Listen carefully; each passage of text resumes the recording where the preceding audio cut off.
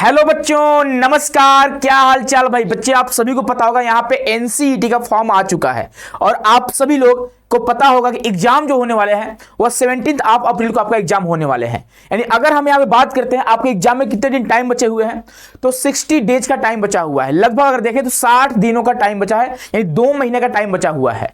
आप लोग फॉर्म को फिलअप भी कर रहे होंगे, तो बेकायदे अच्छे से आप हमारी वीडियो को, हमारी सेशन को आप देखकर भरिएगा। इससे पहले हमने आपके सामने लाइव आया था और वहां पर आपको फॉर्म फिल करके आपको दिखाया था, ठीक है। तो आप उस वीडियो को, उस सेशन को देखकर ही फॉर्म भरिएगा, अन्यथा आप कुछ मिस्टेक कर देंगे जिसकी वजह से आप अच्छा स्कोर करके भी आप अपने ड्रीम कॉलेज में नहीं जा पाओगे। तो प्यारे बच्चों, यहां पे आपको देने जा रहा हूं कंप्लीट रोड मैप। आज से लेकर आपके एग्जाम तक आपको कैसे कैसे करना है, कब कौन से सब्जेक्ट पढ़ना है, किस तरह से पढ़ना है, पढ़ने का क्या अप्रोच होनी चाहिए, कितना टाइम देना है, कितना इनपुट देना है, कितना आउटपुट लेना है, कौन से सब्जेक्ट पे, इन सभी के बारे में डिटेल में बात करने जा रहे हैं। और यहां पे आपको एक अल्टीमेट टाइम टेबल भी देने जा रहे हैं कि आप किस तरह से, किन दिनों में आप कौन से सब्जेक्ट को आपको पढ़ना चाहिए। तो चलिए प्यारे बच्चों, हम लोग यहां पे स्टार्ट करते हैं। डिटेल में बात करेंगे, वीडियो हो सकता है थोड़ा लंबा जाए, तो आप इसको हो सकता है बच्चे थोड़ा स्पीड में करके देख सकते हैं ना, 1.25 या 1.5 की स्पीड में देख लीजिएगा, ठीक है। यहां पे प्यारे बच्चों, यह जो है आपके एग्जाम का डेट है, आप सभी को पता होगा, अगर नहीं पता होगा तो जान लीजिए कि 17 अप्रैल को आपका जो है एग्जामिनेशन होने वाली है, ठीक है। कौन सा डे है? तो फ्राइडे को, शुक्रवार को होने वाली है। आज कौन सा डे है? तो आज बच्चे आप सभी को पता होगा, आज जो है आपका 14 फरवरी है, ठीक है। ये वीडियो आपको थोड़ी देर मिल जाएगी, शाम तक आपको मिल जाएगी। और आज आज आज अगर आप फॉलो करना चाहो, आज से भी कर सकते हैं, आप चाहिए तो कल से भी कर सकते हैं, ठीक है। आप 15 फरवरी से इसको फॉलो कर सकते हैं। और जो बच्चे बाद में इस सेशन को देखेंगे, आप जब अगर देख रहे हैं तभी से आप इसको स्टार्ट कर दीजिएगा, ठीक है। तो यहाँ पे जो फॉर्म फिलअप का जो लास्ट डेट है वो 10 मार्च है, यानी 10 मार्च आपके बच्चे यहाँ पे आप देखोगे फॉर्म भरने का लास्ट डेट है ना। तो आप लोग बेकायदे अच्छे से फॉर्म भरिएगा बच्चे। यह जो है आप सभी को पता होगा, आप लोग के अंदर क्या है ना कि आपके अंदर डर बन गया है। और यहाँ पे ऐसे बच्चे भी आते हैं जिनका भी बोर्ड्स का एग्जाम चल रहा है, वो मैनेज कैसे करें, आप लोग काफी परेशान हो चुके हो। तो प्यारे बच्चों, आप सभी को बता दें कि यहाँ पे एनसीईटी आईटीपी में जितने भी यूनिवर्सिटी हुए हैं, आप सभी को पता होगा कि टोटल जो है 223 यूनिवर्सिटी में शामिल हो चुके हैं, है ना। और जो सीटों की संख्या की बात करेंगे तो 16,950 जो है ये आपको टोटल सीट आपको देखने को मिल रहे होंगे। और इस बार जो है एग्जाम में कितने बच्चे अपीयर हो रहे होंगे, तो आप लगभग मान सकते हैं 60,000 के आसपास बच्चे यहाँ पे आप देखोगे एग्जाम में अपीयर हो रहे होंगे, ठीक है। यानी अगर आप देख लेते हैं, लगभग अगर कंपटीशन की बात करें तो एक सीट पर 3 लोगों का कंपटीशन है। यही ना हुआ भाई। मान लीजिए 20,000 का सीट है, मानते हैं, क्योंकि 60,000 तो होगा नहीं कि इतना बच्चे फॉर्म भर ही देंगे।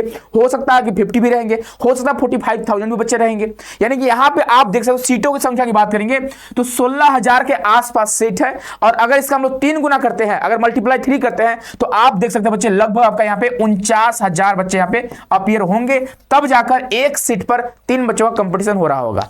लेकिन अगर हम बात करें जब इतने बच्चे एग्जाम दे रहे हैं, तो क्या इसमें से सारे बच्चे तैयारी करके जाते हैं? नहीं। यहां पे बहुत सारे ऐसे बच्चे होते हैं जो सिर्फ फॉर्म भरते हैं, फॉर्म भर के एकदम चुप्पे से रहते हैं और एग्जाम डायरेक्ट एग्जाम देने चले जाते हैं, ठीक है। और सुनो, यहां पे कुछ ऐसे ही बच्चे होते हैं जो सीयूईटी का एग्जाम दे रहे होते हैं, कुछ ऐसे भी बच्चे होते हैं जो नीट का एग्जाम दे रहे होते हैं, कुछ ऐसे ही बच्चे होते हैं जो जेईई एडवांस एग्जाम दिए रहते हैं, वो भी यहां पे फॉर्म भर देते हैं, है ना। तो ये मान कर चलिए कि बच्चे आपको बिल्कुल परेशान नहीं होना है, आपको एकदम फ्री माइंड होकर आपको पढ़ाई करनी है और जो होगा सो देखा जाएगा। आप देखिए अपना आप 100% खुद के ऊपर दीजिए, काम करिए, और जो होगा रिजल्ट जो भी होगा वो देखा जाएगा बाद में, है ना। तो इस डेडिकेशन के साथ, इस मोटिवेशन के साथ आप सभी लोग पढ़ाई स्टार्ट करिए। नहीं कुछ किए कोई बात नहीं, अब आप अपनी पढ़ाई को स्टार्ट कर दीजिए, ठीक है। चलिए अब हम आगे बढ़ते हैं। अब देखिए ये जो है ना आप सबको बैकग्राउंड दिखा रहे हैं ना, किस तरह से आपको क्या करना है, ठीक है। ये सभी आपको जानना जरूरी है। अब यहाँ पे अगर हम आते हैं बच्चे, यहाँ पे आप देखोगे टोटल जो आपके एग्जाम में सब्जेक्ट आते हैं वो कितने हैं? 7 सब्जेक्ट। यानी आप सभी को 7 सब्जेक्ट का एग्जाम देना होता है, जहां पे आपको 2 लैंग्वेज होते हैं, जहां से 23 क्वेश्चन पूछेंगे, 20 का आंसर करना होता है। नेक्स्ट बात करेंगे, एक आपका टीचिंग एप्टीट्यूड होता है, एक आपका जीटी होता है, दोनों जो होता है कंपलसरी सबके लिए होता है। अब यहाँ पे कुछ ऐसे बच्चे भी आएंगे, क्या सर 7 सब्जेक्ट अटेम्प्ट करना कंपलसरी है? जी हाँ, बिल्कुल आपको सारे सब्जेक्ट अटेम्प्ट करने हैं। भले आप एक क्वेश्चन ही अटेम्प्ट करो, लेकिन हाँ आपको अटेम्प्ट करने हैं। भले आपके मार्क्स जो है निगेटिव में आए, लेकिन हाँ आपको करने हैं, ठीक है। अगर आप नहीं करोगे तो आप एलिजिबल नहीं रहोगे एडमिशन के लिए, है ना। अब जो है नेक्स्ट हमारा जो है domain subject, domain 1, domain 2, domain 3।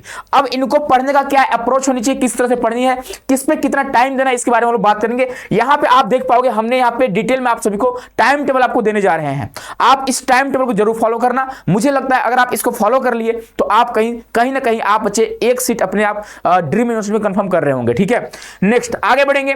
यहां पे आपका देखिए जो भी आप टेस्ट का पैटर्न दिया है कि ऑब्जेक्टिव टाइप क्वेश्चन पूछेंगे। अब मीडियम क्या है बच्चे, आप 13 मीडियम में से किसी भी आप मीडियम एग्जाम दे सकते हो, है ना, वो आपको पहले बता चुके हैं। सिलेबस की बात करेंगे तो एक आपका लैंग्वेज है, लैंग्वेज से क्या क्वेश्चन पूछेगा, तो language to be tested through reading comprehension, है ना, लिटरेरी एप्टीट्यूड एंड वोकैबुलरी से क्वेश्चन एग्जाम में आते हैं। नेक्स्ट क्या डोमेन सब्जेक्ट की बात करेंगे तो यहां पे 12th का जो आपका सिलेबस है वहां के एनसीईआरटी से क्वेश्चन पूछता है। 12th का जो आपका एनसीईआरटी होता है वहां से क्वेश्चन आपके एग्जाम में आते हैं।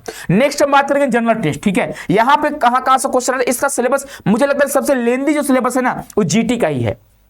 अगर हम सिलेबस की बात करें तो सबसे ज्यादा जो टाइम लगता है, मैक्सिमम टाइम आपका जीटी लेता है और मिनिमम स्कोर आपका जीटी ही आपको देता है। बहुत सारे बच्चे यहां पे ज्यादा टाइम देकर भी कम मार्क्स यहां पे लेकर आते हैं, है ना। तो यहां पे आप देखना क्या क्या पूछता है, जनरल नॉलेज। ठीक है, इसके सिलेबस की बात करें तो भाई एकदम समुद्र की तरह है, आप कितना ही पढ़ो सिलेबस कंप्लीट होने वाला है नहीं, है ना। और यहां पे करंट अफेयर भी आपसे पूछता है। ठीक है, और एक आपका होगा बच्चे जनरल मेंटल एबिलिटी, और एक आपका न्यूमेरिकल एबिलिटी और क्वांटिटेटिव रीजनिंग के साथ ही साथ लॉजिकल एंड एनालिटिकल रीजनिंग, यानी आप सिंपली कह सकते हो कि जनरल मैथ और जनरल रीजनिंग से आपको क्वेश्चन आते हैं। टोटल जो जीटी से क्वेश्चन आएंगे वो 28 क्वेश्चन आएगा। 28 में आपको 25 का आंसर करने होते हैं, और अगर आप 20 भी कर लेते हो, अगर आप 15 क्वेश्चन भी कर लेते हो तो कहीं ना कहीं आप और बच्चों के अपेक्षा देखो तो आप आगे रहोगे। ठीक है, नेक्स्ट हम बात करेंगे लास्ट जो हमारा है टीचिंग एप्टीट्यूड। अब देखो टीचिंग एप्टीट्यूड हुआ क्या, इस बार जो है सिलेबस को एनटीए ने चेंज कर दिया, लेकिन लास्ट ईयर भी यही हुआ था कि एनटीए ने जब फॉर्म अपना रिलीज करा था उस टाइम पे सिलेबस यही वाला दिया था। ठीक है, जो अभी दिया है, लेकिन आफ्टर 10 डेज यानी 10 दिन के बाद हुआ क्या कि फिर से वो पुराना वाला सिलेबस ही दे दिया, ओल्ड सिलेबस ही दे दिया है। तो हम लोग इसका थोड़ा इंतजार कर रहे हैं। ठीक है, अभी एनटीए से हम लोग बात भी किए हैं, है ना, हो सकता है कि सिलेबस फिर से आपको देखने को मिल जाए वही वाला, या फिर अगर ये भी रहती है तो कोई दिक्कत की बात नहीं। ये जो सिलेबस आपको न्यू सिलेबस जो आया है काफी इजी है ना, उसको उसमें आपको टेंशन लेना ही नहीं है, बिल्कुल आसान है। अगर आप नहीं भी पढ़ोगे ना फिर भी आप 6-7 क्वेश्चन आराम से कर दोगे। ठीक है, इस बात का ध्यान रखिए, लेकिन पढ़ना है भाई आप सभी को, 6-7 क्वेश्चन नहीं करने हैं, आप उसमें से 20 में से 20 क्वेश्चन कर सकते हैं, है ना। 20 आउट ऑफ 20 आप वहां पे करेक्ट करके आ सकते हैं एग्जाम में, बहुत इजी क्वेश्चन आएंगे आपके। ठीक है, तो ये सारे बच्चे आपको सिलेबस पता चल चुका होगा। नेक्स्ट हम बात करेंगे बच्चे यहाँ पे देखो लैंग्वेज की बात करें, बाद में इसके बारे में बात करेंगे कौन कौन सा लैंग्वेज ले सकते हो, है ना। उससे पहले प्यार बच्चों आप सभी को बता दें, अगर आप एनसीईटी 2026 की एक प्रॉपर गाइडेंस में कंप्लीट तैयारी करना चाहते हैं तो एनसीडी कॉन्सेप्ट की तरफ से आप सभी के लिए टारगेट बैच लॉन्च करा गया है। ठीक है, जो कि एकदम बेसिक से 9 फरवरी से क्लासेस चल रही है। जो बच्चे अभी तक तैयारी स्टार्ट नहीं किए हैं वो अभी भी तैयारी स्टार्ट कर सकते हैं।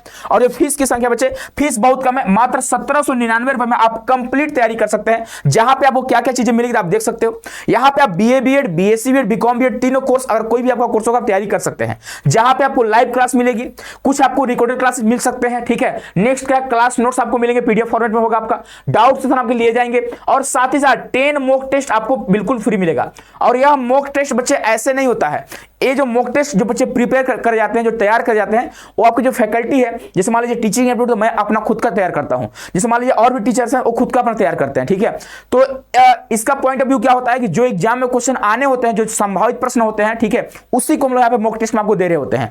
10 मॉक टेस्ट आपके लिए सफिशिएंट है। ठीक है, नेक्स्ट बात करेंगे, प्रॉपर आपको यहाँ से गाइड करा जाएगा, ये सारे फीचर आपको कोर्स में देखने को मिलेंगे। बाकी ऑफिस का नंबर आप कॉन्टेक्ट कर सकते हो बच्चों, है ना। इसके लिए आपको डाउनलोड करना होगा हमारे एप्लीकेशन को, प्ले स्टोर से आप डाउनलोड करिए, सीयूटी कॉन्सेप्ट नाम है एप्लीकेशन का, यहां से आप डाउनलोड करके आप कोर्स में एनरोल हो सकते हैं। ठीक है, अब बच्चे यहां पे आते हैं, अब हम यहां पे आते हैं। देखो भाई, सबसे पहले आपके अंदर का जो डर है ना कि सर कैसे हम यहां पे, देखो अगर हम बताएं आपको टोटल जो आपके बहुत आसान है भाई, अगर एनसीईटी की बात करें बहुत इजी है, बस आप इसको बच्चे ना थोड़ा हेक्टिक हो जाते हो, परेशान हो जाते हो आप, तो परेशान नहीं होना है। ठीक है, देखो होता क्या है कि टोटल जो आपका एग्जाम होता है वो बच्चे 640 का होता है। ठीक है, 640 मार्क्स का होता है, जिसमें से अगर आपने 400 ला दिया तो आप जहां चाहोगे ना वहां आपका लगभग एडमिशन हो जाएगा। इस बार तो भाई सीटों की संख्या इंक्रीज भी हो चुकी है। इससे पहले साल की बात करें तो मात्र 77 यूनिवर्सिटी था आपका, मात्र 77 विश्वविद्यालय थे आपके, आईआईटी, एनआईटी, आरआईडी सबको लेकर। ठीक है, लेकिन इस बार कितना हो चुका है, 223 हो चुका है। अब भाई ऐसा तो है नहीं बच्चे इस बार बहुत ज्यादा हो चुके हैं, नहीं भाई, बच्चों की संख्या लगभग वही है, थोड़ा बहुत बच्चे यहाँ पे बढ़ेंगे। ठीक है, सीट बहुत बढ़ चुका है, तो भाई आप परेशान क्यों हो रहे, बस आप अपनी ईमानदारी से तैयारी करिए। अगर देखो यहाँ पे अगर बात करेंगे, आप नहीं भी तैयारी करते हो ना तो आपको कॉलेज तो अलॉट होंगे, सीट तो आपको मिलेंगी, लेकिन जिस हिसाब से आप चाहोगे वो कॉलेज आपको नहीं मिलेगा। यानी जहां पे टॉपर पढ़ रहे होंगे वहां पे आप नहीं पढ़ पाओगे। उसके लिए आपको टॉप रैंकर बनना होगा, आपको स्कोर अच्छा करना होगा, तभी आप जाकर वहां पे पढ़ पाओगे, है ना। इस बात का आप ध्यान रखिए। अगर आपका आईआईटी ड्रीम है तो कम से कम आपका टारगेट 400 होना चाहिए। देखो आईआईटी हो गया, आरआई हो गया, रीजनल इंस्टीट्यूट ऑफ एजुकेशन आपका हो, जैसे आपका आरआई अजमेर हो गया, आरआई भोपाल हो गया, आरआई मैसूर हो गया, आरआई आपको भुवनेश्वर हो गया। ये आपके 4 आरआई जो है एनसीईआरटी संचालित करती है। इस बार जो है आपके एनसीईआरटी में शामिल हो चुका है। डीयू के 6-7 कॉलेज आपके यहाँ पे ऐड हो चुके हैं। आपका 5 आपके आईआईटी हो चुके हैं। आईआईटी खड़गपुर हो गया, आईआईटी भुवनेश्वर हो गया, आईआईटी रोपड़ हो गया, आईआईटी जोधपुर हो गया, आईआईटी आईएसएम धनबाद हो गया। एनआईटी आपके 6 एनआईटी शामिल हुए हैं। एनआईटी ऑलरेडी पहले से भी थे। तो अगर इन जैसे कॉलेज में आपको एडमिशन लेने हैं तो बच्चे आपको अच्छा स्कोर करना पड़ेगा। और अगर इसके अलावा अगर मान लीजिए लाइक किसी आपको सेंट्रल यूनिवर्सिटी में आपको एडमिशन लेने हैं, जैसे आपको मान लीजिए सेंट्रल यूनिवर्सिटी हरियाणा हो गया, सेंट्रल यूनिवर्सिटी राजस्थान हो गया, डॉक्टर हरि सिंह गौरव यूनिवर्सिटी हो गया, तो वहां पे आप थोड़ा कम भी मार्क्स लाओगे ना, आपका एडमिशन हो जाएगा। अब उससे भी कम लाओगे तो स्टेट यूनिवर्सिटी बहुत सारे यहाँ पे हैं, वहां पे आपका एडमिशन हो जाएगा। बहुत सारे हैं भाई, बहुत कॉलेज है, तो आपको बिल्कुल परेशान नहीं होना है। अगर आप बच्चे फ्री माइंड होकर आप एग्जाम दोगे, तैयारी करोगे, तो यकीन मानिए आप जितना एक्सपेक्ट नहीं करोगे उससे ज्यादा आपके स्कोर यहाँ पे आ जाएंगे, है ना। इसीलिए आपको बोला जा रहा है, ठीक है। अब देखिए यहां पे बात करें, बच्चे होते क्या है, बहुत बड़ा मिस्टेक करते हैं तैयारी के दौरान। सब्जेक्ट को बच्चे अच्छे से नहीं कर पाते तैयार। जैसे मान लीजिए अगर डोमेन की बात करते हैं, सबसे पहले डोमेन की बात कर लेते हैं, तो बहुत सारे ऐसे बच्चे होते हैं जो डोमेन पे ज्यादा टाइम देते हैं, बहुत टाइम देते हैं। भाई डोमेन से कितना क्वेश्चन आते हैं, 28, करना कितना है 25। आप इसमें लगभग बच्चे 3-4 घंटे डेली टाइम दे देते हैं, लेकिन लैंग्वेज में टाइम देते ही नहीं है, जबकि लैंग्वेज काफी ईजी है। आपको इसमें कम टाइम दोगे, आपको यहाँ पे अच्छा स्कोर निकल कर आएगा। यहां पे आपके एग्जाम में 46 क्वेश्चन आएंगे, दोनों लैंग्वेज की बात करें, आपको बच्चे यहां पे 40 का आंसर करने हैं। अगर हम मार्क्स की बात करें तो 160 मार्क्स आपके यहां पे लैंग्वेज से हो रहे हैं, और यहां पे बच्चे लैंग्वेज में 160 में 150 के आसपास ले आते हैं। 150 हो गया, 140 के आसपास आराम से बच्चे हमें मार्क्स ले आते हैं। क्यों? उनको पता है कि लैंग्वेज काफी इजी है। आप लैंग्वेज में कम टाइम दो, अच्छा स्कोर करो। आप डोमेन में ज्यादा टाइम दोगे फिर भी आप अच्छा स्कोर नहीं कर पाओगे। अब ऐसा नहीं है कि सारे बच्चे नहीं कर पाएंगे, आप टाइम अच्छा देकर अब अच्छा स्कोर भी कर लेते हैं, लेकिन इसमें टाइम बहुत लगता है। अब देखो यहाँ पे 2 हमारे मैंडेटरी सब्जेक्ट हैं, एक आपका टीचिंग एप्टीट्यूड और एक आपका जीटी है। अगर हम बात करते हैं टीचिंग एप्टीट्यूड का, तो इसके लिए आपको ज्यादा टाइम नहीं देना है, आपको डेली कम से कम 40 मिनट का टाइम देना है। 40 मिनट हो गया या फिर 1 घंटे भी आप दे दोगे आपके लिए सफिशियंट है, ठीक है। यहाँ पे होगा क्या कि अगर आप टीचिंग एप्टीट्यूड में अगर आप अपने कॉन्सेप्ट को बिल्ड कर रहे हैं, ठीक है, अगर आपका कॉन्सेप्ट बच्चे यहाँ पे ठीक ठाक हो रहा है, आपकी अंडरस्टैंडिंग अगर एप्टीट्यूड को लेकर काफी ठीक ठाक है, तो आप यहाँ पे क्वेश्चन सही करके आओगे एग्जाम में, आपको कोई दिक्कत नहीं होने वाला है, ठीक है। यहां पे कॉन्सेप्ट वाले क्वेश्चन आपको ज्यादा आएंगे, यानी यहां पे आपको इनपुट कम देना है, आउटपुट आपको ज्यादा मिलेंगे, ठीक है। तो यहां पे 80 मार्क्स की टोटल आपका जो एग्जाम में क्वेश्चन आएंगे, 23 आएगा और 20 का आपको आंसर करना होता है। यानी यहां पे आप देखोगे आप 80 मार्क्स आपको यहां पे मिल जाते हैं, है ना। 80 मार्क्स, ठीक है, 180 लिख दिया हूं, 80 मार्क्स हो गए। अब देखो एक सब्जेक्ट है जीटी, जनरल टेस्ट। अब जनरल टेस्ट में 2 टाइप के बच्चे आते हैं। एक ऐसे बच्चे हैं जिनका मैथ रीजनिंग काफी वीक होता है, एक ऐसे बच्चे आते हैं जिनका जीके जीएस काफी वीक होता है। भाई देखो जो आपका वीक है उसको आप छोड़ दो, मैं बोल रहा हूं कि आप छोड़ो, एकदम मत छोड़ो, ठीक है, थोड़ा बहुत देख लो, लेकिन हाँ ये नहीं कि भाई मेरा नहीं तैयार हो पा रहा, कैसे करें, टेंशन में मत चले जाना आप लोग। जैसे जो बच्चे मैथ वाले होंगे उनका मैथ रीजनिंग सबका अच्छा होता है, ठीक है। अगर रीजनिंग की बात करेंगे तो रीजनिंग जो होता है वो सबका अच्छा होता है, ठीक है। तो रीजनिंग में काम करो ना भाई, रीजनिंग में तो काफी इजी क्वेश्चन आते हैं, तो कम से कम 7 या 8 क्वेश्चन आपके रीजनिंग के आएंगे, ठीक है। और अगर मैथ की बात करते हैं तो अगर मैथ की बात करें बच्चे तो मैथ में होगा क्या, लगभग 7 से 8 क्वेश्चन मैथ भी आएंगे, और 7 से 8 क्वेश्चन क्या होता है आपका जीके जीएस में। कोई यहाँ पे डिसाइड नहीं है, कंफर्म नहीं है ना। ये आपका जीके जीएस हो गया और ये आपका बच्चे मैथ हो गया। अब देख लो रीजनिंग कॉमन हो गया, सबका सही होना चाहिए। रीजनिंग काफी इजी है, एक बार पढ़िए आप लोग, ठीक है। आपके सूर्य सर क्लास लेते हैं इस पे, है ना, और काफी अच्छे से पढ़ाते भी हैं आपको, 4 सालों से आपको पढ़ाते आ रहे हैं, ठीक है। तो आप एक बार रीजनिंग को देखिए, सिलेबस को कंप्लीट कर लीजिए। रीजनिंग हम तो बोलेंगे ना जीटी में रीजनिंग पहले कंप्लीट करो, मैं ये बोलूंगा आपको। अगर आप सही तरीके में अगर आप अच्छा स्कोर करना चाहते हैं तो आप पहले रीजनिंग को कंप्लीट करो। आप श्योर से समझ में जुड़ जाना। जो बच्चे नए अभी जुड़ रहे हैं, जो बच्चे पहले से जुड़े हुए हैं, आप तो एक काम करो, रीजनिंग को पूरा पढ़ डालो अच्छे से एकदम, क्योंकि उसमें ना क्वेश्चन गलत होने के कम चांस होते हैं। मैथ में क्या होता है, कुछ क्वेश्चन ऐसे आते हैं जो आप सॉल्व कर ही नहीं पाओगे, और जीके जिसमें क्या होता है, कुछ ऐसे क्वेश्चन पता ही नहीं चलता कहां से आया हुआ है, आप पढ़ोगे कुछ और आता है कुछ और। लेकिन ऐसा भी नहीं है, आप इसमें काम करोगे तो आप इसमें भी कम से कम 5-6 क्वेश्चन तो कर ही लोगे आप लोग। लेकिन अगर नहीं हो पा रहा, 2 महीने पर आपके पास टाइम बचा हुआ है, आप 2 महीने में क्या क्या करोगे भाई, आप खुद सोचो, है ना। आप पहले से करते आ रहे हो, कोई दिक्कत की बात नहीं है। आप जीके जी से पढ़ो, आप मैथ भी पढ़ो, आप रीजनिंग पढ़ो। लेकिन जो बच्चे अब तैयारी करने जा रहे हैं, एक बार आप रीजनिंग पढ़ लो। मैथ को आप देखो, मैथ में भी होता क्या है ना कि 6-7 टॉपिक ऐसे हैं जो काफी इजी हैं। जैसे आपका एवरेज हो गया, काफी आसान है। आपका रेशियो एंड प्रपोर्शन हो गया, काफी आसान है। आपका बच्चे इंटरेस्ट हो गया, एसआई हो गया, आपका एसआई सीआई, ये भी काफी आसान है। इसमें बेसिक क्वेश्चन आपके एग्जाम में आते हैं। बस बेसिक कॉन्सेप्ट आप सीख लो और वहां पे आप करके आओगे, ठीक है। उसके बाद जीके जिसमें आप बच्चे जो जनरली यूट्यूब पे क्लास होती है सर का, रजनी सर का सीयूटी कॉन्सेप्ट पे आप देखोगे, वही बस कर लेना, काफी आपके लिए सफिशिएंट है। बाकी सर जो एप्लीकेशन में क्लास लेते हैं उनके लिए भाई सफिशिएंट ही है, वो बच्चे बिल्कुल परेशान नहीं होंगे, ठीक है। ये आपका अप्रोच होना चाहिए जीटी का, ये नहीं कि आप इसको लेकर बैठ जाओ भाई, अब कितना मेहनत कर लो ना। आप मान लीजिए अगर इसमें 3 घंटा टाइम देते हैं तो आप बच्चे इसमें मुझे लगता है कि 1 घंटे के बराबर आपके यहाँ पे आउटपुट निकल कर आएंगे, लेकिन अगर आप 3 घंटे का टाइम इस पे दे दिए तो 6 घंटे का आपको यहाँ पे आउटपुट देखने को मिलेंगे। तो इसीलिए आपको बोल रहे हैं आप इस पे ज्यादा फोकस करो, एक बार आप इसका सिलेबस कंप्लीट कर लो, ठीक है। टीचिंग एप्ट आप फोकस करो, डेली आपको पढ़ना ही है। बाकी देखो डोमेन सब्जेक्ट में है क्या ना कि आप 12th तक इस सब्जेक्ट को पढ़ते आ रहे हो। अब उन बच्चों को प्रॉब्लम आएगी जो बच्चे यहाँ पे अपना डोमेन चेंज कर रहे हैं, अपने 12th का नहीं रख रहे हैं, ठीक है, उनको थोड़ा दिक्कत आएगी। तो वो बच्चे जाहिर सी बात अच्छा स्कोर भी नहीं कर पाएंगे, क्योंकि आप कब पढ़ोगे भाई, अब तो टाइम निकल भी गया आपका, है ना, 2 महीने के टाइम बचे हुए हैं। इसमें आप पढ़ोगे कि रिवीजन करोगे, मॉक टेस्ट दो, क्या करोगे, प्रैक्टिस करो, क्या करोगे, है ना। तो आप अगर 12th का डोमेन रख रहे हैं तब मुझे लगता है कोई दिक्कत नहीं है। आप पहले जो आपका 12th का बोर्ड था वहां पे आपने जो पढ़ा हुआ है वो थ्योरी वाला आप लोग पार्ट पढ़े होंगे, ठीक है। अब आपको यहाँ पे ऑब्जेक्टिव क्वेश्चन जरूर करने हैं, प्रैक्टिस आपको जरूर करना है, ठीक है। तो आप उसको पढ़िए, 12th का आप एनसीईआरटी पढ़िए, आपके लिए सफिशिएंट है। बाकी प्रयास करिए, जितना ज्यादा स्कोर कर सकते हो उतना ज्यादा स्कोर करिए। बाकी एडमिशन तो भाई हमारी जिम्मेदारी है, आपका एडमिशन दिलवाएंगे, परेशान आप बिल्कुल मत होइएगा, ठीक है। चलिए यहाँ पे अब बच्चे हम आते हैं, आपको एक अल्टीमेट आपको यहाँ पे टाइम टेबल देना जा रहा है। आप अगर आपको मन करेगा तो फॉलो कर सकते हैं, अगर आप खुद से ही बना सकते हैं आप खुद से ही बना सकते हैं, ठीक है। आपको सही सजेशन देने जा रहे हैं। अब यहाँ पे आपको पता होगा टोटल जो हमारे एग्जाम में सब्जेक्ट होते हैं 7 सब्जेक्ट होते हैं, ठीक है। 1 हो गया हमारा, 2 हो गया, है ना, 3 हो गया, 4 हो गया, 5 आपका डोमेन 3, 6 और 7 सब्जेक्ट आपके एग्जाम में आते हैं। अब देखिए आपके पास जो टाइम बचा है, हमने जो पहला जो हमारा जो टाइम है वो 15 फरवरी से लेकर 28 फरवरी तक का है, ठीक है। क्योंकि आपका जो मंथ है वो 28 फरवरी तक का ही है, फरवरी 28 दिन का ही है, ठीक है। तो अब आपके पास यहाँ पे कितने दिन का टाइम बचा, तो आप देखोगे 14 दिन का आपके पास टाइम बचा हुआ। कितने दिन का, 14 दिन का, है ना। अब 14 दिन में आप देखो कि आपको कौन से सब्जेक्ट को उठाने हैं और उसका सिलेबस कंप्लीट कर डालने हैं।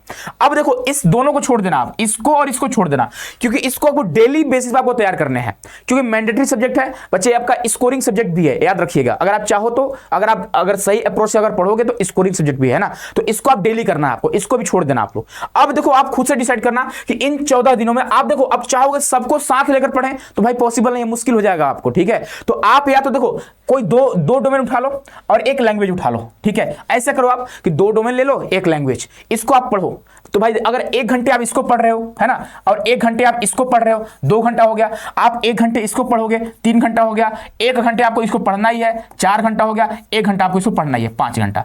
अब 5 घंटा आप पढ़ रहे हो, ठीक है। आपके पास अगर एक्स्ट्रा टाइम बच रहा है तो एक काम करो आप लोग, इस जो डोमेन इसमें आप अपना टाइम बढ़ा दो, 1 आवर की जगह पर आप 1.5 आवर कर दो, यानी आप यहाँ पे 1.5 घंटा कर दो, क्योंकि यहाँ पे आपको थोड़ा बच्चे डिफिकल्ट भी होगा आपके लिए, आपको इस पर थोड़ा ज्यादा स्कोर भी करने हैं। लैंग्वेज के लिए मुझे लगता है एक दिन में 1 घंटा आपके लिए सफिशिएंट है, ठीक है, जिसमें आप 40 मिनट 45 मिनट 50 मिनट का आप क्लासेस करो, बाकी आप 10 मिनट 15 मिनट रिवीजन कर लो, ठीक है। अब देखो बोलोगे सर लैंग्वेज 2 के लिए कुछ करना नहीं है क्या, एक काम करिए, इन 14 दिनों में आप लैंग्वेज 1 अपना कंप्लीट कर लीजिए। सर कहां से करें, तो आपके पास कोई बुक होगा, आप कोई ग्रामर का बुक उठा सकते हो। यहाँ पे लिटरेचर से क्वेश्चन बहुत कम आते हैं, साहित्य से बहुत कम क्वेश्चन आते हैं। यहाँ पे जो क्वेश्चन आते हैं बच्चे वो ग्रामर से ही क्वेश्चन आते हैं, मैक्सिमम जो क्वेश्चन तो ग्रामर से होते हैं। या फिर जो बच्चे श्योर सेक्शन में जुड़े हुए हैं वो वहीं से सारी चीजों को पढ़ेंगे और रिविजन कर डालेंगे अच्छे से। कब तक की बात करें, 28 फरवरी तक। 28 फरवरी तक कम से कम आपको डोमेन 1 डोमेन 2 कंप्लीट कर लेने हैं, इसीलिए आपको लैंग्वेज में कम टाइम दे रहे हैं। आप इसमें 1.5 घंटे क्यों दे रहे हो, क्योंकि आपको 14 दिन में कंप्लीट करना है, ठीक है। अब मान लीजिए अगला जो हमारा 1 मार्च से लेकर 15 मार्च तक है, यहां पे आपको क्या करना है, 15 दिनों में आप सभी को लैंग्वेज 1 को छोड़कर लैंग्वेज 2 पर आपको काम करना है डेली 1 घंटा। अब बोलोगे सर लैंग्वेज 1 और लैंग्वेज 2 का सिलेबस बिल्कुल अलग है क्या, देखो अगर वो डिपेंड करता है आपके ऊपर, क्या आपने दोनों इंग्लिश लिया है या दोनों हिंदी लिया है, क्या आपने उड़िया लिया है इंग्लिश लिया है। तो पहले आपने इंग्लिश पढ़ा है, अब उड़िया पढ़ना स्टार्ट कर दो, ठीक है। तो इन 15 दिनों में आप 1-1 घंटे डेली उड़िया पढ़ो, और साथ ही साथ यहां पे आपका एक डोमेन सब्जेक्ट बचता है जिसका यहां पे देखोगे 1 घंटा यहां पे आपको इसको पढ़ना है। अगर 1 घंटा ना अगर पढ़ना चाहो आप तो आप 1.5 घंटा पढ़ो इसको, क्योंकि भाई सिलेबस भी तो कंप्लीट करनी है। अब इसको 1.5 घंटा पढ़ो, लेकिन इसको छोड़ना नहीं है, ध्यान रखना, इसको बिल्कुल आपको छोड़ना नहीं है, इसको भी करना है भाई। भले आप इसको 20 मिनट्स करो, है ना, इसको 20 मिनट्स करो और इसको भी आप 20 मिनट्स करो। क्यों कि अगर आप इसको छोड़ दोगे, अब इसको सिर्फ तैयार करने में लगोगे तो आप इसका रिवीजन नहीं कर पाओगे, भूल जाओगे आप, फिर आने वाले समय में आप फिर से इसको पढ़ना पड़ेगा आपको। तो इसको भी आप रिवीजन करते जाओ और इसको भी, इस पर भी आप 10 मिनट का टाइम दो कम से कम, ठीक है, इस तरह से आपका अप्रोच होना चाहिए।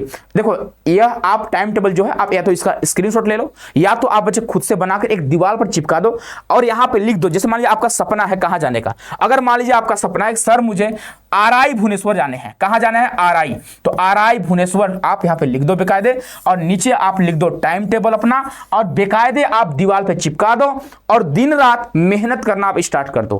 क्योंकि अब जो है बच्चे ना समय जो है आपके लिए गोल्डन पीरियड है, अगर इस समय का आप अच्छे से यूटिलाइज नहीं करते हो तो आप आने वाले समय आप पछताने के अलावा कुछ नहीं कर पाओगे, बस पछताओगे काश हम 2 महीने पढ़ लिए होते। तो आप देखो भाई, जब मैं अपना बीएचयू एंट्रेंस का तैयारी कर रहा था, है ना, बनारस हिंदू यूनिवर्सिटी से मैं पढ़ा हूं, आप सभी को पता होगा, तो मैं इसी तरह कर रहा था। यहां पे बीएचयू लगाया था, महामना जी मालवीय जी इसकी स्थापना करे थे 1916 में, ठीक है, 1916 में उनका एक फोटो लगा दिए थे यहाँ पे, ठीक है, उनका फोटो लगा दिया था और इधर सरस्वती जी का फोटो लगा दिए थे और बीच में टाइम टेबल बना दिए थे।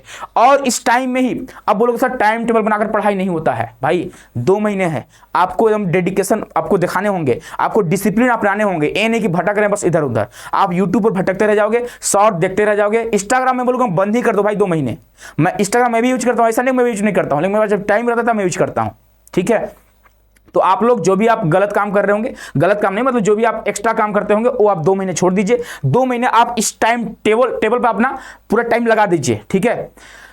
बाकी बच्चे मैं मोटिवेट नहीं कर रहा हूं आपको, जो रियलिटी है मैं वही आपको बता रहा हूं। आने वाले 4 महीने आपको बहुत दिक्कत होने वाले हैं, काउंसलिंग के टाइम पे बहुत आपको परेशानी होगा। आप मेरी बात याद रखना, आप मेरे नाम भी बगल में लिख लेना, ठीक है, कि यहाँ पे विकास सर का नाम लिख लेते हैं, ठीक है, या तो विकास सर को देखेंगे या तो टाइम टेबल को फॉलो करेंगे। तो भाई अभी मत हमें देखो, आप बाद में मुझे देखना, है ना। तो आप यहाँ पे अपना टाइम टेबल फॉलो करना आप लोग, ठीक है। चलिए अब फिर से हम यहाँ पे आते हैं, तो यहाँ पे और इस तरह से इसको छोड़ना नहीं है। अब देखो आप इसको चाहोगे तो 40 मिनट कर लो, 40 मिनट, ठीक है, इसको आप बच्चे 40 मिनट कर लो, बस करते जाओ, थोड़ा कम भी कर सकते हो। अब देखो 15 मार्च हो गया, लगभग आपके सारे सिलेबस मुझे लगता है कंप्लीट हो चुका है भाई, लगभग मुझे लगता है सारे सिलेबस आपके कंप्लीट हो चुके हैं। अब क्या करना है, 16 मार्च से लेकर 31 मार्च के बीच में अब सभी को क्या करना है, आपको लगभग आपका सिलेबस कंप्लीट हुआ रहेगा, ठीक है। और अगर नहीं भी हुआ रहता है तो जो सब्जेक्ट का सिलेबस कंप्लीट नहीं हुआ उस पर आप थोड़ा एक्स्ट्रा टाइम फिर से देना स्टार्ट करिएगा।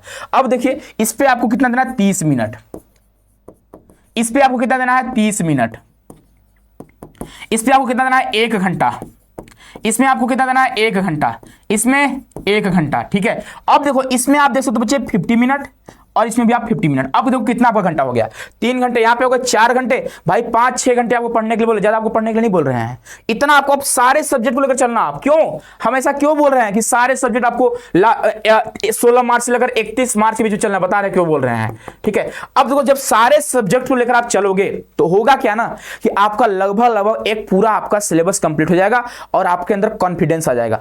तब जाकर आप 1 अप्रैल से, ठीक है, 1 अप्रैल से आप क्या करना, मॉक टेस्ट देना स्टार्ट करना। इससे पहले आप मॉक टेस्ट मॉक टेस्ट दे सकते हो, देख सकते हो कहां पे आपके स्कोर नहीं आ रहे हैं। अब आपके पास कितने दिन का टाइम बचा है बच्चे, तो 16 डेज का टाइम बचा हुआ है, 16 दिन आपके पास बचा हुआ है। इन 16 दिनों में आप सभी को करना क्या है, आप मॉक टेस्ट दो। अब देखो मॉक टेस्ट में आप बच्चे गलती क्या करते हैं, मॉक टेस्ट देते हैं, देखते भाई 640 में कितना 250 नंबर आया, ओ माय गॉड नंबर नहीं आ रहा है, फिर से रिवीजन कर डालते, भाई देखो कहां पे नंबर नहीं आ रहा है, कौन से सब्जेक्ट में आपका कम नंबर आया है और कौन से सब्जेक्ट में कौन से टॉपिक में कम नंबर आया है। अब जो आपके पास सिलेबस कंप्लीट हुआ रहेगा आप उसका रिवीजन करोगे। भाई मैं भी ऐसे करता हूं, ठीक है, मैं अपना ही आपको स्ट्रेटजी बता रहा हूं। अब देखो कौन से, जैसे मान लीजिए यहाँ पे आप टेस्ट दे रहे हो, अब टीचिंग में हो क्या रहा है ना कि आपका 20 क्वेश्चन में से लगभग 5-6 क्वेश्चन सही हो रहा है, तो आप इस पे आप थोड़ा एक्स्ट्रा टाइम देना स्टार्ट करो, 1 घंटे 10 मिनट, 1 घंटे 20 मिनट, 2 टाइम इस पे। अब देखो यहाँ पे होगा क्या कि YouTube पर बहुत सारे क्लासेस आपको देखने को मिलेंगे, उसके बाद ठीक है बहुत सारे क्लासेस, प्रैक्टिस होगा, महामैराथन होगा, तो आप सभी को एकदम चिल माइंड है ना, एकदम शांति दिमाग से आप सभी को मैराथन अटेंड करना है। मैराथन बच्चे इस अप्रोच से आपको अटेंड करना है कि आप रिवीजन कर रहे हो, ये नहीं कि आप वहां पढ़ रहे हो, ठीक है, आप रिवीजन के अप्रोच से ही मैराथन को अटेंड करोगे, ध्यान रखिएगा। आप प्रैक्टिस के अप्रोच से बच्चे आप मैराथन को अटेंड करोगे, ये आपकी स्ट्रेटजी होनी चाहिए। अगर आप इस टाइम टेबल फॉलो कर लेते हो, मुझे लगता है कि आप अगर इतना कर लेते हैं तो भाई IIT, NIT, RI, DU या फिर सेंट्रल यूनिवर्सिटी में जाने से कोई रोक नहीं सकता है। चाहे आपका JMI हो गया और भी आपका अदर यूनिवर्सिटी में ऐड हुए हैं, है ना, यहाँ पे जाने से मुझे लगता है कोई आपको रोक नहीं सकता है। आप इसका स्क्रीनशॉट ले सकते हैं, ठीक है। ये बच्चे आपका टाइम टेबल रहा, आप देख लेना, इसी अप्रोच से आप लोग पढ़ना, ये नहीं कि आप एकदम गधों की तरफ डोमेन में मेहनत कर रहे हैं और हम लैंग्वेज को हल्के में ले रहे हैं। भाई लैंग्वेज को आप हल्के में लोगे ना, एग्जाम में क्या होगा ना कि लैंग्वेज आपको हल्के में ले लेगा, ठीक है, ध्यान रखिएगा आप लोग। तो भाई ये देखो यहाँ पे एकदम डूब नहीं जाना है। आप सुने होंगे कि आग का दरिया है डूब के जाना है, ठीक है, आग का दरिया है डूब के जाना है, ये नहीं कि आग का दरिया है डूब ही जाना है, ऐसे आपको नहीं करनी है। यहाँ पे आप मेंस राइटिंग करने नहीं जा रहे हो, ठीक है, यहाँ पे राइटिंग आपको नहीं करनी है, आपको यहाँ पे टिक लगाने हैं। तो ये आग का दरिया है डूब के जाना है, ये नहीं कि ये आग का दरिया है और डूब ही जाना है, डूबना नहीं है, डूब के जाना है, आगे भी बढ़ना है आपको, ठीक है, इस बात का आप ध्यान रखिएगा। और ये टाइम टेबल आप बनाइए अपना, और अपनी स्टडी आप खुद से बनाइएगा कैसे आपको पढ़नी है। हो सकता है कि मैं यहाँ पे कुछ आपको अलग एक्स्ट्रा टाइम दे दिया होगा। मान लीजिए आप किसी बच्चे का लैंग्वेज आसान है तो आप इस पर टाइम मत दो, आप अपने अकॉर्डिंग देख लो। आप अपने टाइम टेबल को 4 पार्ट में डिवाइड कर दो, 2 महीने 4 पार्ट, ठीक है, 2 महीने 4 पार्ट, 2 मंथ 4 पार्ट, बस ये आप देख लो, आप डिसाइड कर लो कैसे आपको करनी है। बाकी अगर आपको सारे सिलेबस कंप्लीट करने हैं तो आप बच्चे टारगेट बैच ज्वाइन न करके आप श्योर सिलेक्शन बैच ज्वाइन कर सकते हो। अगर इस टाइम टेबल को अगर आप बच्चे ईमानदारी से फॉलो करना चाहते हो तो आप श्योर सिलेक्शन बैच, अब श्योर सिलेक्शन बैच में है क्या ना कि हम लोग बेसिक से सारी चीजों को पढ़ाए हुए हैं, सारे जो क्लासेस आपको रिकॉर्डेड फॉर्म में मिल जाएंगे, आप उसको 1.5 के स्पीड में करके आप फटाफट अपने सिलेबस को कंप्लीट कर सकते हो। बिना सिलेबस कंप्लीट करे आप प्रैक्टिस नहीं करना, मैं बोल रहा हूं, क्योंकि अगर आप बिना सिलेबस कंप्लीट करे, बिना थ्योरी पढ़े आप सिर्फ प्रैक्टिस करोगे तो वहां पे क्वेश्चन आपके गलत होंगे और वहां पे आप डिप्रेशन में जाओगे, आप परेशान हो जाओगे कि मेरे क्वेश्चन सही क्यों नहीं हो रहे। भाई आपके कॉन्सेप्ट ही क्लियर नहीं है। जब कॉन्सेप्ट नहीं क्लियर है तो क्वेश्चन कैसे सही बनेगा। क्वेश्चन डायरेक्ट आपके एग्जाम में नहीं आते हैं, आपके एग्जाम में क्वेश्चन आपके कॉन्सेप्ट से आते हैं, न कि आपके डायरेक्ट क्वेश्चन आते हैं। तो इस बात का आप ध्यान रखिएगा और बच्चे आप इस स्टडी को फॉलो करिए। अब मुझे लगता है कि एक बच्चे के लिए जो एनसीटी की तैयारी कर रहे हैं, जो 12th के बाद एनसीटी एग्जाम देना चाहते हैं, उनके लिए सफिशिएंट है। बाकी प्यारे बच्चों, आप डेडिकेशन के साथ, पूरे डिसिप्लिन के साथ मेहनत करिए। ये हमारे सारे रिजल्ट रहे लास्ट ईयर के, बच्चों ने सिलेक्शन लिया है, बच्चों ने मेहनत करा है, बच्चों ने सेल्फ स्टडी करा है। ये नहीं बोल रहा हूं कि बच्चे हमारे ही बच्चे सारे हैं, ठीक है, लेकिन हाँ हमने बच्चों को गाइड करा हुआ है। बच्चों यहाँ पे बच्चे कोर्स में जुड़े थे, बहुत सारे बच्चे श्योर सिलेक्शन के हैं, बहुत सारे बच्चे टारगेट बैच के थे, बहुत सारे बच्चे यहाँ पे क्रैश कोर्स के थे, अब बहुत सारे बच्चे यूट्यूब से भी पढ़े थे। तो भाई नेक्स्ट बारी आपकी है, अब इनके जगह पर अब आपका फोटो लगना चाहिए, ठीक है। और बच्चे ये हमारा एप्लीकेशन है, एप्लीकेशन का नाम है सीयूटी कॉन्सेप्ट, जहां से आप एनसीईटी, आईटीपी, बीएड का आप बैच ज्वाइन कर सकते हैं। अगर आपको कोई दिक्कत होगी तो आप ऑफिस के नंबर पर आप कॉन्टेक्ट कर सकते हो। बाकी मुझे लगता है इसके अलावा आपको कोई दिक्कत नहीं है, और अगर आपको और भी कोई दिक्कत आ रही है तो कमेंट बॉक्स में जरूर बताइएगा, मैं आपका कमेंट देखूंगा और उसमें मैं एक वीडियो ले आऊंगा। बहुत बहुत धन्यवाद, अपना ख्याल रखिएगा और पढ़ते रहिए, मुस्कुराते रहिए।